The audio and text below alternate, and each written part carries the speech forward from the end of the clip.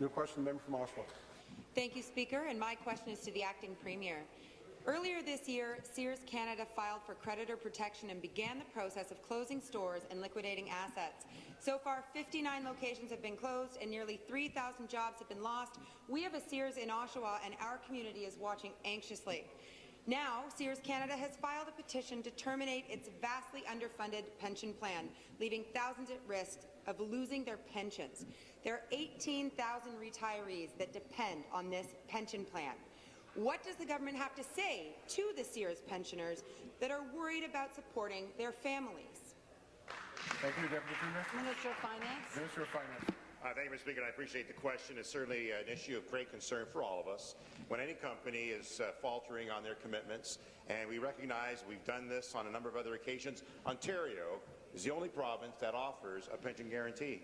And we've recognized that the assets of the pension must be supported. We are working to ensure that Sears, which does remain an operating company at this point, is continuing. Fisco, which administers the PBA, including the pension benefits guarantee, is also monitoring the situation. I may add that it does not affect the assets in the pension plan, but we are taking the steps necessary in the supplementary. I'll advise more. Thank you, Mr. Speaker. Thank you. Supplementary. Back to the Acting Premier. This government is failing pensioners, and last year the Premier, actually everyone in this whole House, supported my motion to protect pensioners by prioritizing them during bankruptcy proceedings. Now the Premier is saying there isn't a role for government. Now she doesn't seem to think they deserve her help. Why did the Premier go back on her word and decide that pensioners should be left to fend for themselves? Good question.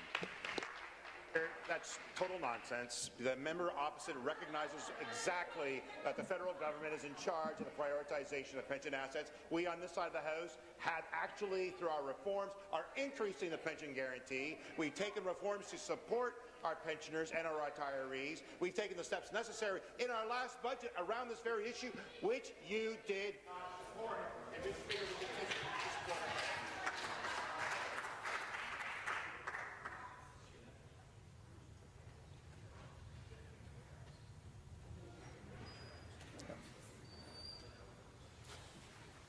Minister of Finance, wrap up, please.